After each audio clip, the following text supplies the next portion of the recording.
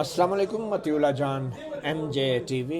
आज 4 अप्रैल का दिन है और बड़ा ही तारीख़ी दिन इस हवाले से कि इसको हमारी पाकिस्तान पीपल्स पार्टी जो है एक यौम स्याह के तौर पे भी मनाती है। आज के दिन 1979 में जनरल ज़िया-उल हक के दबाव पर उनके दौर में पाकिस्तान की सुप्रीम कोर्ट ने वज़ीर आज़म माज़ूल शुदा वज़ीर आज़म ज़ुल्फ़िकार अली भुट्टो की सज़ाए मौत को कन्फर्म किया और उनको 4 अप्रैल को सज़ाए मौत दे दी गई। इसमें कोई शक नहीं कि पाकिस्तान की तारीख़ का ये एक स्याह तरीन दिन था कि जब एक मुंतखब वज़ीर आज़म को यूं फांसी के फंदे पर लटका दिया गया और उसके बाद जनरल ज़िया-उल हक ने तकरीबन 9 साल तक इस मुल्क पर हुकूमत की। एक फ़ौजी आमिर जो बाद में ख़ुद भी एक जहाज़ के हादसे में इस दुनिया से चला गया।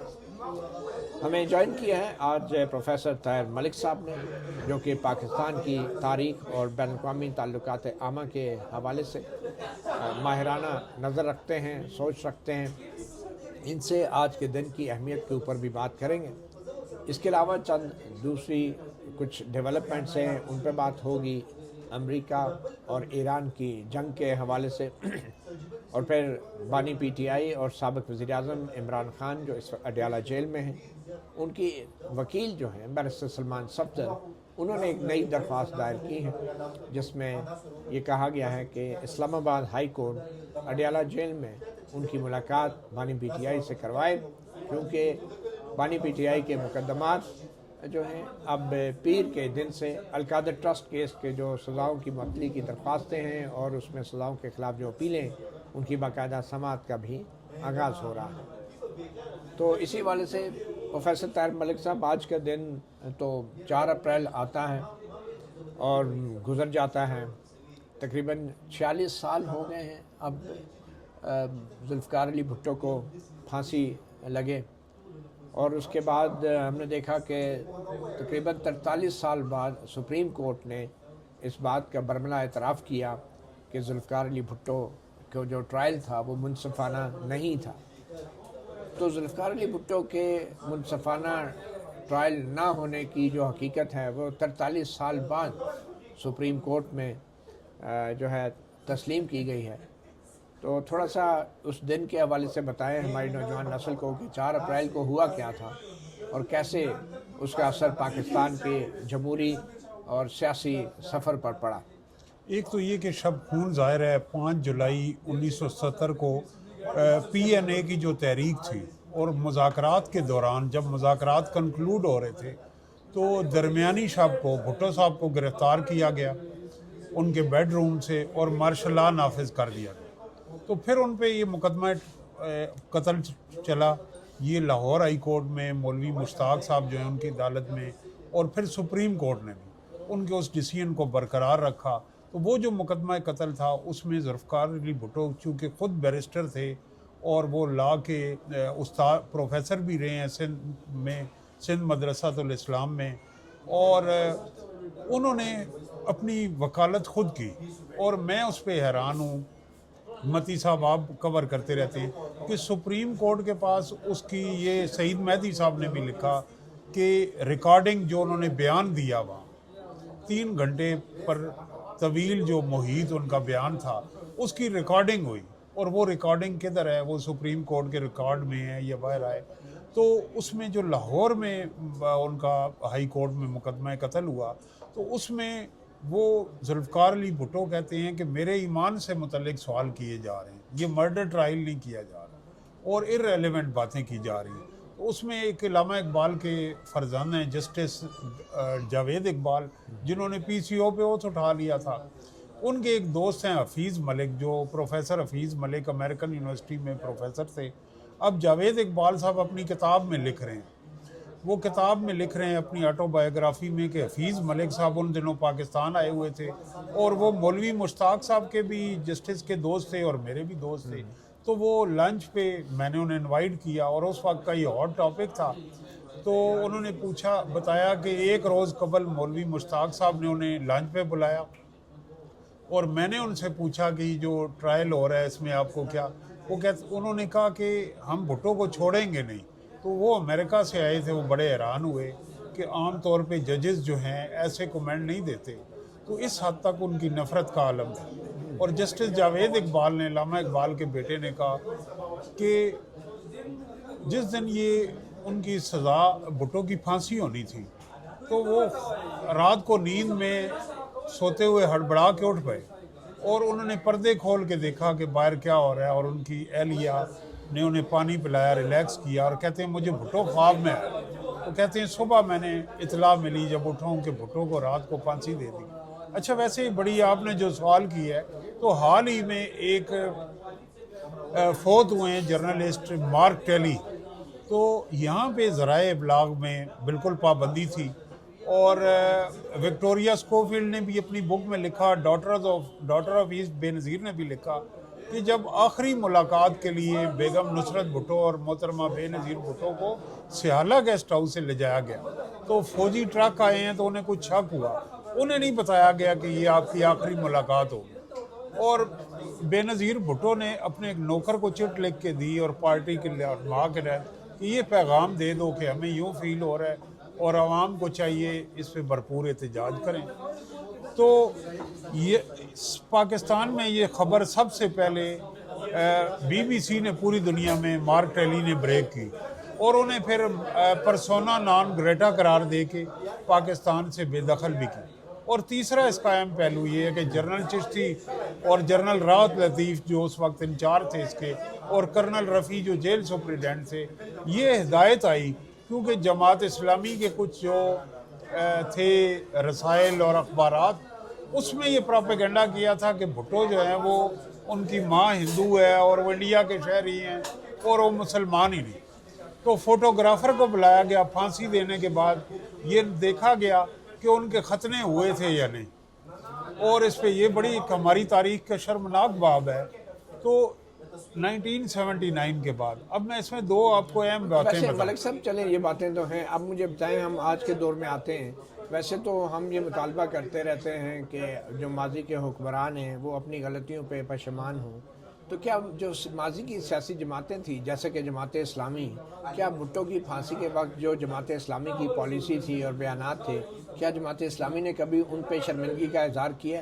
میرا خیال ہے کہ اس سے بڑی مزید انہوں نے حماقتیں کی ہیں. 90s میں وہ جو یہاں پہ وہ بیانیہ تھا ایک انتہا پسندی کا, اس میں وہ ریاستی اداروں کے اعلی کار بنے, پھر پڑوسی ملکوں میں جو کچھ ہوا سب کچھ ہوا, پھر یہاں قاضی حسین احمد اس وقت جو ہے مقتدر حلقوں کے آبروئے چشم پہ روڈ پہ جان برپا کرتے تھے, آئی جی آئی میں بھی تھے, میں تھے. لیکن اس میں انٹرسٹنگ بات جو آپ کا ہے, جماعت اسلامی کی جو اسٹریٹ پاور تھی اور کراچی اور حیدرآباد اور اربن ایریاز میں ووٹ بینک تھا, عوام نے انہیں ریجیکٹ کیا. پوری مسلم دنیا میں جو پولیٹیکل اسلام ہے, اسلامسٹ پارٹیز ہیں, وہ پاپولر ہیں, لیکن جو ان کی ماں ہے جماعت اسلامی, وہ اس کو بھٹو کی پھانسی کے وقت رانگ سائیڈ آف ہسٹری پہ کھڑا ہونے کی وجہ سے پاکستان کے ووٹر آج تک ریجیکٹ کرتے ہیں. یہ وہ غلطی ہے کہ جس کو پاکستان کے ووٹرز نے معاف نہیں کیا. آپ کے سوال کے جواب میں.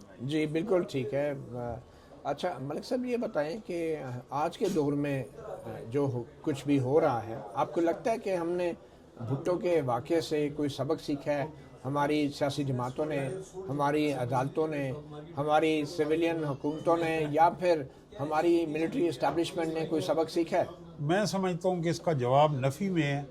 اور یہ جو آپ بتا رہے تھے کہ اتنے سال اتنی دہائیاں گزرنے کے بعد سپریم کورٹ نے یہ ایڈمٹ کرنے کے بعد کریکٹیو میئر کیا لیا آپ نے؟ جہاں انصاف کا روز قتل ہو, جہاں مظلوم کی داد رسی نہ ہو, اور جہاں بااثر لوگ ادارے من پسند فیصلے لے لیں, تو پھر آپ نے انصاف کو تو روز آپ پھانسی دے رہے ہیں. آپ نے اس کے اوپر صرف ایک رسمی بیان, اب یہ 4 اپریل ایک جس طرح سرکاری دن ہوتے ہیں کہ سرکاری اشتہار آگے ایک پارٹی حکومت میں ہے, تعطیل ہوگی, علامہ اقبال کا دن ہے, قائد اعظم کا دن ہے, لیاقت علی خان کا دن ہے, لیکن نہ ہم نے فاطمہ جناح سے کچھ سیکھا, نہ ہم نے لیاقت علی خان کی شہادت سے سیکھا, نہ ہم نے بے نظیر بھٹو کی شہادت سے سیکھا, نہ ذوالفقار علی بھٹو کی پھانسی سے. انفیکٹ وہ جو ایک طاقتور نظام ہے، ضیاء الحق نے ذوالفقار علی بھٹو کو ہی پھانسی نہیں دی، اس نے اس پاکستان کو تبدیل کر دی، اس کی سمت تبدیل کر دی اور ایک نیا ایک پاکستان تشکیل دیا جس کے اندر انتہا پسندی ہے، جمہوریت دشمنی ہے، انصاف کا نہ ہونا ہے۔ بھٹو دور بھی آئیڈیل نہیں تھا، اس کے اندر میڈیا پہ بھی ٹف ٹائم تھا، اپوزیشن کے ساتھ بھی تھا، لیکن بہرحال وہ ایک جمہوری دور تھا اور اس کو جمہوریت کنٹینیو ہوتی، آئین اس میں بنا، اچھی چیزیں بھی ہوئی، ہمارا جمہوری سفر یوں ختم نہ ہوتا۔ اس میں ایک اہم بات، جب بھٹو دور آ گیا تو ہم نے والدین سے سنا کہ یار اب رنگین ٹی وی کا دور ہے، black and white T V آ گیا، ریڈیو، اب ملک میں مارشل لا نہیں لگے گا، اور لگ گیا، سب ہوئے، بھٹو کو پھانسی دے دی، چڑی نے پر نہیں مارا۔ پھر اس کے بعد ہم نے یہ دیکھا کہ میاں نواز شریف کی حکومت آئی، ہم نے کہا کہ نہیں جی اب دیکھیں اب دنیا میں گلوبلائزیشن ہے اور سوویت یونین تحلیل ہو چکا ہے، اب شاید کبھی جمہوری بساط نہ لپیٹی جائے، وہ آ گیا۔ لیکن اس کے بعد پھر خود خان صاحب کہتے رہے کہ اب سوشل میڈیا کا دور ہے، اب یوتھ یہ ہے، تو جو مرضی ڈیولپمنٹ ہو۔ اب جو منیر نیازی یاد آتے ہیں کہ منیر اس ملک پہ آسیب کا سایہ ہے کوئی، کہ سفر حرکت تیز تر اور سفر آہستہ۔ سفر آہستہ۔ اچھا یہ بتائیں ملک صاحب کہ کیا نواز شریف جو آج نون لیگ کے بہت بڑے لیڈر ہیں، سیاستدان ہیں، 3 دفعہ منتخب وزیر اعظم رہے، جب بھٹو کو پھانسی ہوئی تو اس کے بعد نواز شریف کی جو جماعت تھی اس وقت مسلم لیگ تھی، تو اس کا کیا رویہ تھا، اور بھٹو کی پھانسی کے حوالے سے ابتدائی طور پہ نواز شریف کے کیا احساسات تھے؟ ایک تو یہ میں کریکٹ کروں گا کہ جس وقت پھانسی ہوئی وہ تحریک استقلال میں تھے نواز شریف، اور اصغر خان کی پارٹی میں تھے، تو وہاں بھی انہیں بھٹو دشمنی ورثے میں ملی۔ اصغر خان صاحب جو ہیں وہ ہیں جنہوں نے خط لکھا آرمی چیف کو کہ فوج جو ہے اپنا کردار ادا کر۔ دوسرا ان کا مشہور ہے کہ کوہالہ کے پل پہ پھانسی میں دوں گا، دینی چاہیے ذوالفقار علی بھٹو کو۔ تو نواز شریف صاحب کی اور مسلم لیگ کی سیاست کو میں ایک فقرے میں کمپلیٹ کروں گا کہ ان کی 40-50 سال کی سیاست، پہلے پیپلز پارٹی اور اسٹیبلشمنٹ کی لڑائی تھی، یہ کمفرٹ زون میں رہے، اب تحریک انصاف اور اسٹیبلشمنٹ کی لڑائی ہے تو مسلم لیگ کمفرٹ زون میں۔ تو جو ہمارے دوست کے میاں صاحب کا یہ جمہوری، وہ ڈرائنگ روم سے پارٹی باہر نہیں نکلی، ان کی میاں صاحب کی ابتلا بھی ہے، ان کو اس سسٹم نے سزا بھی دی، وہ انڈیا کے ساتھ اچھے تعلقات کے خواہشمند بھی تھے، لیکن مسلم لیگ کوئی نظریاتی جماعت نہیں، یہ ڈرائنگ روم کی پارٹی ہے اور یہ اینٹی اسٹیبلشمنٹ ہو ہی نہیں سکتی۔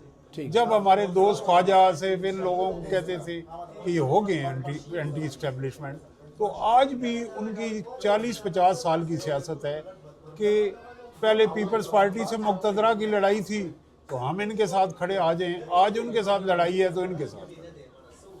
مطلب نواز شریف صاحب اور ان کی جو جماعت ہے انہوں نے ہمیشہ موقع پرستی۔ یہاں میں ایک اضافہ کرنا چاہوں گا، کیونکہ ان کا جو بھٹو کے ساتھ تھا، جو میکیاویلی کہتا ہے اگر آپ اپنے مخالف کے والد کو مار دیں وہ بھول جائے گا، لیکن اگر اس کے کاروباری مفادات پہ ضرر پہنچائیں گے تو وہ کبھی نہیں بھولے گا۔ تو ذوالفقار علی بھٹو کا یہ جو جرم تھا، اس کو شوگر مل مالکان نے، اس کو انڈسٹریلسٹ نے، جن کی ملیں کو میائی گئی، ان کے خلاف آج بھی اگر آپ کاروباری طبقے میں انڈسٹریلسٹ میں بھٹو کا نام لیں ان کو آگ لگ جائے گی۔ اور آج بھی ان جاگیرداروں میں جن کے سامنے بھٹو جو ہے وہ محنت کش کی، مزدور کی، کسان کی بات کرتا تھا، ٹریڈ یونین کی بات کرتا تھا، ان جاگیرداروں کو بھی آگ لگ جائے گی۔ تو یہ جو بھٹو دشمنی ہے یہ ان 3 طبقات میں، ایک مولوی، ایک کاروباری انڈسٹریلسٹ اور تیسرا جو پاکستان کا جاگیردار ہے، بہت سے جاگیردار بھٹو صاحب کے ساتھ، وہ آج بھی ان کے اندر بھٹو دشمنی ان کے خون میں شامل ہے۔ مگر ملک صاحب خود بے نظیر بھٹو جو کہ ذوالفقار علی بھٹو کی بیٹی تھی، دختر مشرق تھی، پہلی مسلمان ملک کی خاتون وزیر اعظم تھی، انہوں نے 88 میں جب اقتدار سنبھالا تو انہوں نے بھٹو کے عدالتی قتل کے حوالے سے احتساب کیوں نہیں کیا؟ اچھا یہ سوال آخر بڑا کیا جاتا ہے، لیکن میں آج آپ کے جو ناظرین ہیں ان کی بھی ایجوکیشن کے لیے ایک بات کروں گا کہ جتنا محترمہ بے نظیر بھٹو کو ٹف ٹائم ملا ہے پاکستان کی تاریخ میں کسی کو نہیں ملا، میاں نواز شریف آئے تو ان کے ساتھ ان کو سسٹم لایا، ان کے ساتھ عدلیہ بھی کھڑی تھی، صحافت بھی کھڑی تھی، بیوروکریسی بھی کھڑی تھی اور فوج بھی کھڑی تھی۔ عمران خان آئے تو عمران خان کے ساتھ بھی سارے کھڑے تھے۔ اب سننے دے ذرا حوصلہ رکھیں، ایک منٹ آپ نے بات ذرا میرے 2 سیکنڈ میں ختم ہے، میں آپ کو یہ بتا رہا ہوں بے نظیر نے شروع کی، بنیاد رکھی 88 میں، آپ حوصلہ ہی نہیں رکھتے نا۔ نواز جو شریف پوائنٹ آپ کے خلاف محترمہ بے نظیر بھٹو جب آئی ہے تو آئی جہیز میں ساتھ آئی، کون تھے؟ جنرل حمید گل کون تھے؟ بریگیڈیئر امتیاز بلّہ کون تھا؟ ذرا سنیں تو صحیح۔ میجر عامر صاحب کا آپریشن میڈ نائٹ جے کل، مجھے یہ بتائیں کہ انہیں اقتدار کیسے دیا گیا؟ آپ یہ بتائیں نا کہ یہ 1 پیج ان کے لیے کیوں نہیں تھا؟ جو عمران خان کے لیے تھا 1 پیج، جو نواز شریف کے لیے تھا، اس کے لیے تو مذہبی بنیادوں پہ کہا گیا کہ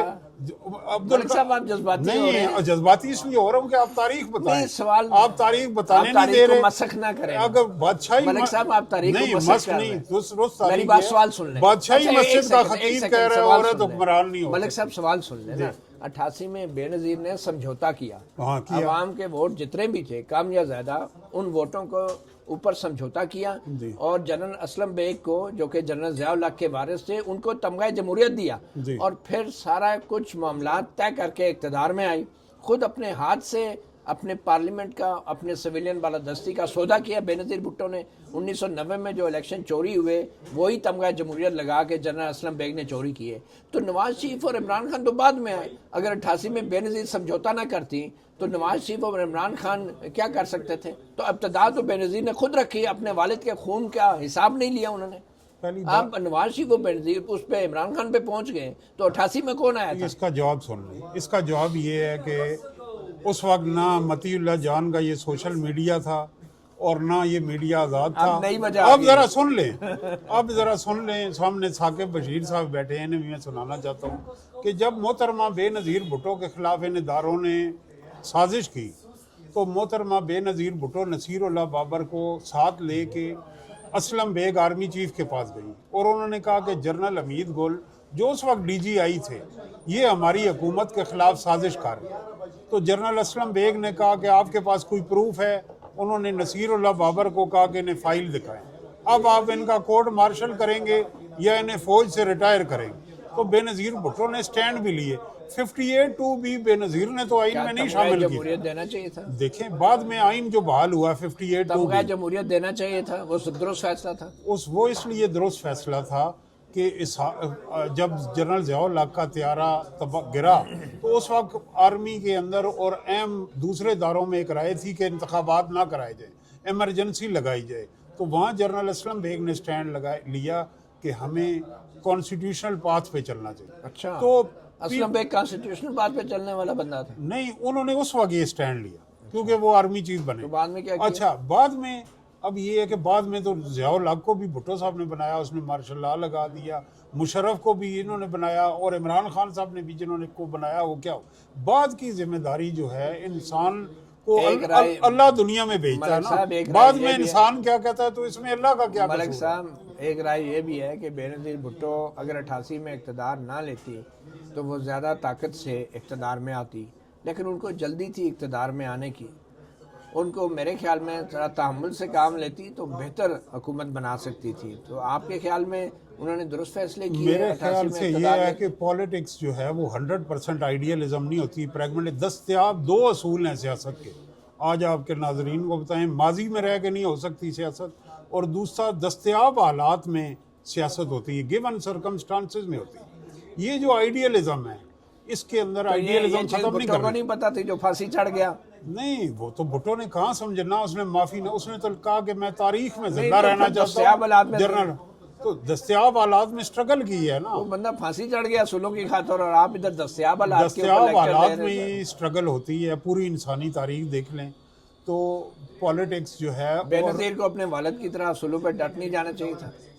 دیکھیں وہ اصولوں پہ ڈٹی رہی اسی لیے شہید ہوئی نا، نہیں تو وہ آج بھی زندہ ہو سکتی 88 میں اگر وہ سمجھوتا نہ کرتی تو 2007 میں شہید نہ ہوتی۔ کوئی بے نظیر سیاست میں سمجھوتا کرنے والی پہلی اور آخری سیاستدان نہیں۔ کس سیاستدان نے سمجھوتا نہیں کیا؟ پوری انسانی دنیا میں، انسانی تاریخ میں میں آپ کو کسی ایک سیاستدان کا نام بتائیں جس نے نہیں سمجھوتا۔ بھٹو نے نہیں کیا۔ سر انہوں نے اپوزیشن سے مذاکرات میں سمجھوتا نہیں کیا PNA کی تحریک، لیکن پھانسی چڑھ گئے، سمجھوتا نہیں کیا. تو بہرحال کوشش کرنی چاہیے کہ چلیں کوشش کرتے جی ہیں. چلیں تھوڑا سا آگے معاملات کو لے کے چلتے ہیں. مجھے یہ بتائیں کہ پاکستان پیپلز پارٹی نے اور نون لیگ نے 2005-06 میں ایک میثاق جمہوریت پہ دستخط کیے تھے. اس میثاق جمہوریت کے بعد ایسا کیا ہوا کہ یہ پھر ایک دوسرے کے خلاف ہو گئے، اور جو ہی پیپلز پارٹی کی حکومت آئی، نون لیگ جو ہے وہ پھر سے اسٹیبلشمنٹ کی جھولی میں جا کے بیٹھ گئی. میمو کمیشن ہوا، اور پھر افتخار محمد چودھری نے سو موٹو نوٹسز لینا شروع کر دیے پیپلز پارٹی کے خلاف.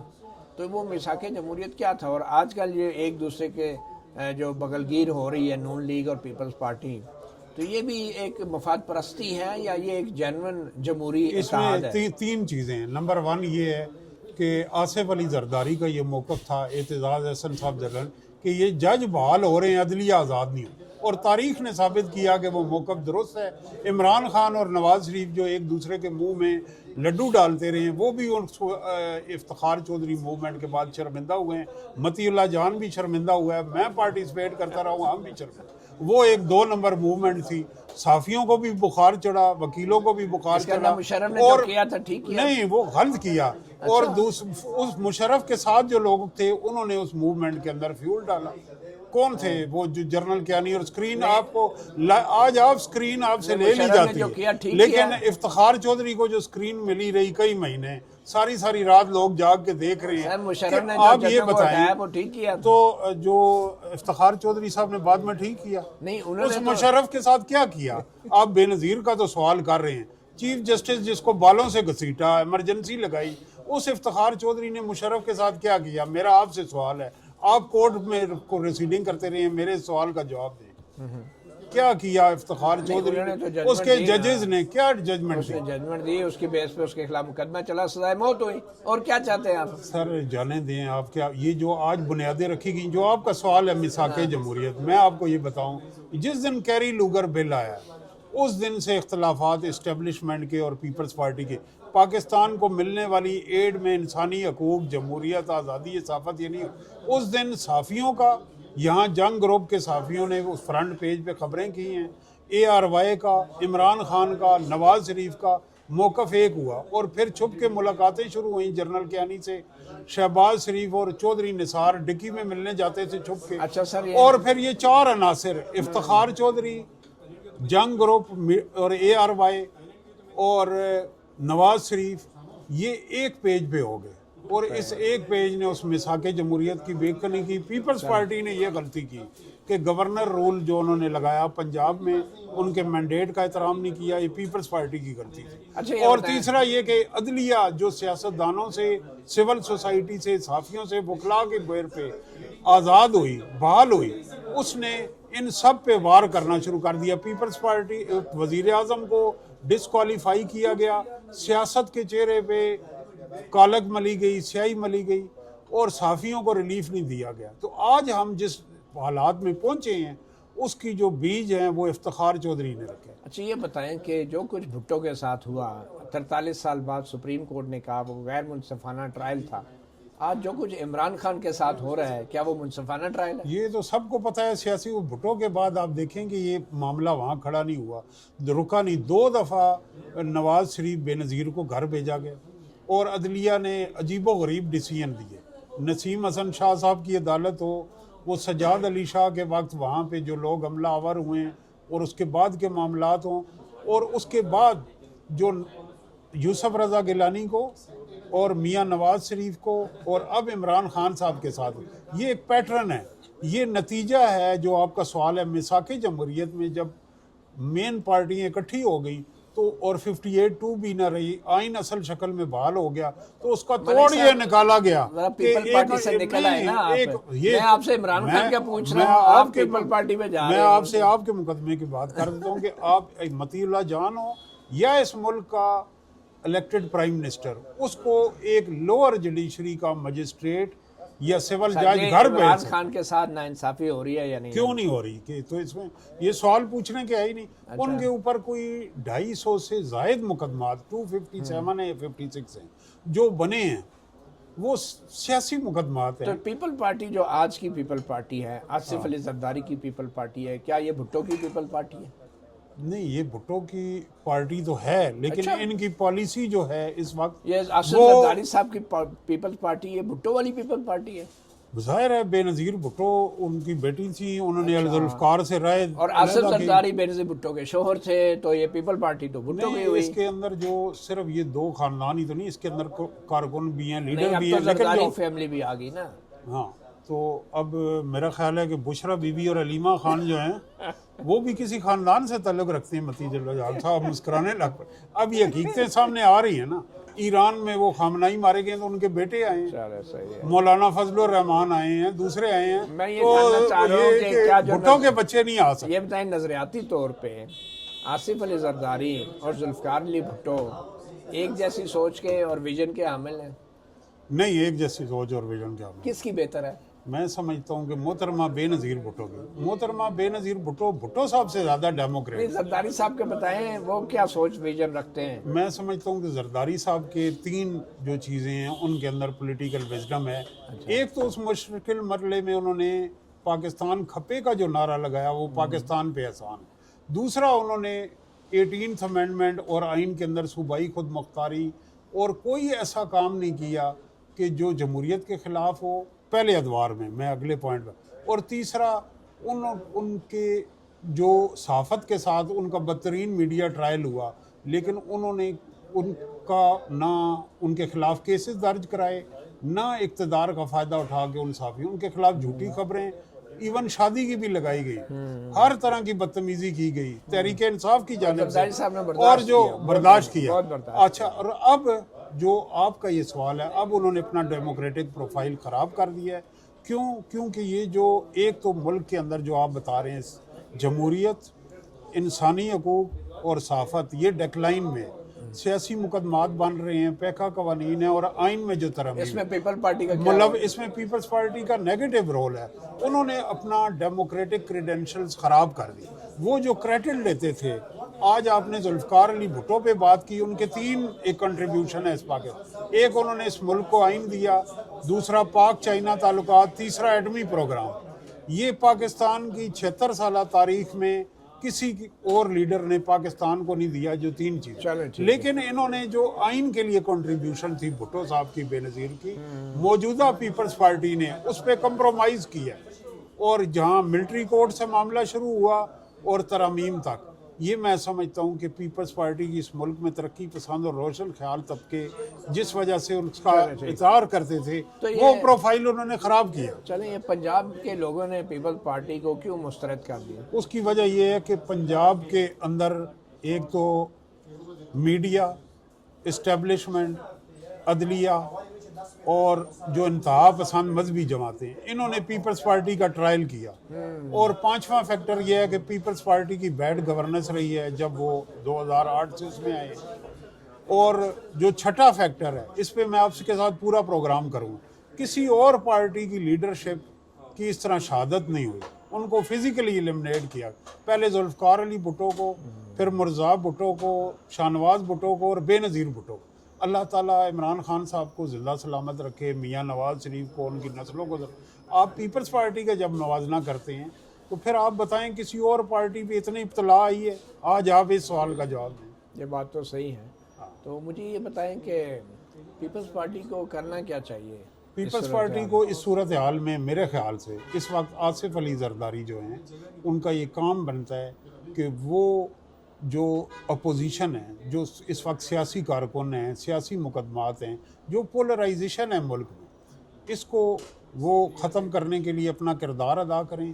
اور ان کے مولانا فضل الرحمان کے اور میاں نواز شریف صاحب کے، یہ تین لوگ ایسے ہیں جن سے ہم اختلاف کریں لیکن سرکردہ سیاسی رہنما ہیں. محمود خان اچکزئی سے بھی ٹرمز ہیں. اور یہ سارے اس طرح اگر وہ جو رابطہ کار ہے وہ مختلف اداروں کے درمیان اور سیاستدانوں کے درمیان وہ یہ کر سکتے ہیں. اور دوسرا آئین کے اندر جو جمہوریت کے خلاف چیزیں بیچ میں داخل کی گئی ہیں، جو ابھی ہم روز سنتے ہیں کہ ایک نئی ترمیم آ جائے گی، صوبائی خود مختاری کو زرد پڑ جائے گی، اور جو میڈیا کے خلاف قوانین ہیں، جو جمہوریت دشمن جو چیزیں ہیں ان کے اوپر ان کو میری رائے میں سٹینڈ لینا چاہیے. نہیں لیں گے تو پیپلز پارٹی اور نون لیگ ارریلیونٹ ہوتی جا رہی ہے. ہمیں یہ نظر آ رہا ہے کہ وہ ارریلیونٹ ہوتی جا رہی ہے. کیا ذوالفقار علی بھٹو کا نواسہ کبھی وزیر اعظم بن پائے گا؟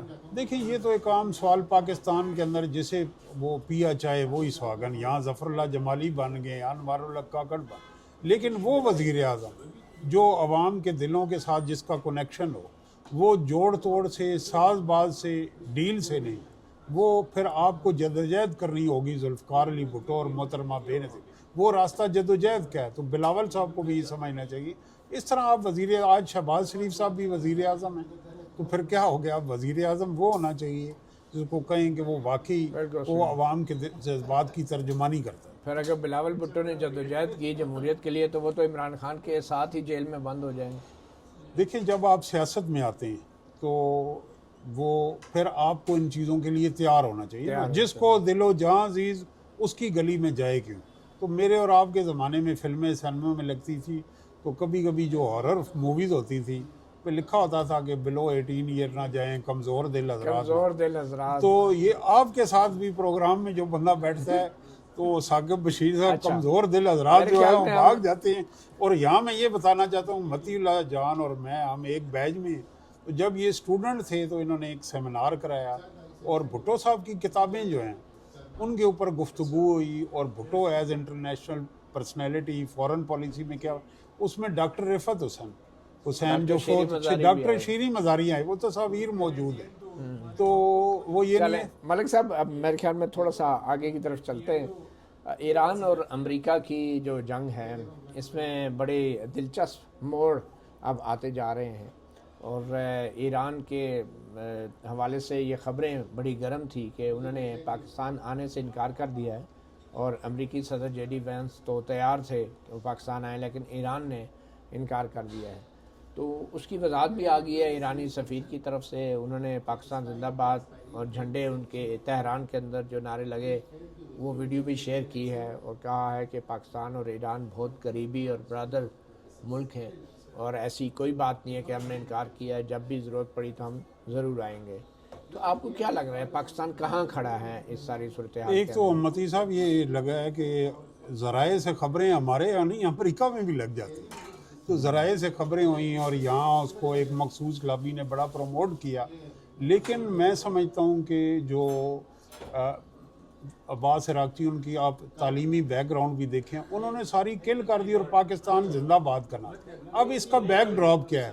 اس وقت یو اے ای جو ہے وہ چاہتا ہے کہ پاکستان جو ہے ایران کے خلاف ہو. انہوں نے پیسے بھی واپس مانگ لیے. تو ایران کسی قطعی طور پہ یہ نہیں چاہتا کہ پاکستان کا ایک امپریشن ایسا جائے کہ ایرانی, اور یہاں پہ ایک ایسی جنگ شروع ہو جو آپ کہہ رہے تھے پروگرام سے پہلے کہ جو پڑوس میں افغان میں سپل اوور ہوا ہے, ایسا سپل اوور جو ایران کو متاثر کرے, پاکستان کو متاثر کرے. اور پاکستان کے انٹرسٹ میں اگر یہ گورنمنٹ تمام تر ہر حکومت کے اندر نقائص ہوتے ہیں, ایران میں رجیم فعال ہوتا ہے اگر, تو وہاں جو نیکسٹ رجیم آئے گا وہ کن ملکوں کا ہوگا یہ بھی آپ ذرا زور میں دیکھیں. اور اس کے لیے پاکستان کے لیے کیا خطرات. جہاں تک ایران کا تعلق ہے نیبرز بدلے نہیں جا سکتے, جغرافیہ تبدیل نہیں ہو سکتا. آپ نے متی صاحب ایک سنا ہوگا اسٹریٹجک ڈیپتھ, تو ہماری اسٹریٹجک ڈیپتھ ایران تھا. وہ کیسے کہ 65 وار میں ری فیولنگ کے لیے ہمارے جو پلینز تھے ایئر فورس کے وہ ایران جاتے تھے. شاہ آف ایران کا دور تھا, وہاں ری فیولنگ ہوتی تھی. انڈیا نے احتجاج بھی کیا. تو یہ ایک بڑا ہمارے پاس ایسا مومنٹ آ گیا. تو افغانستان بھی کسی زمانے میں ہماری اسٹریٹجک ڈیپتھ تھی. نہیں, افغانستان کو ایران سے اس لیے نہیں کلیئر کر سکتے. افغانستان نے ہمیں جو تسلیم کرنے میں اور بعد میں دوست سارے ایشو میں ہمارے اس کے ساتھ تعلقات میں اتار چڑھاؤ آتا رہا ہے, لیکن ایران کے ساتھ ہمارے ایک جیسے رہے.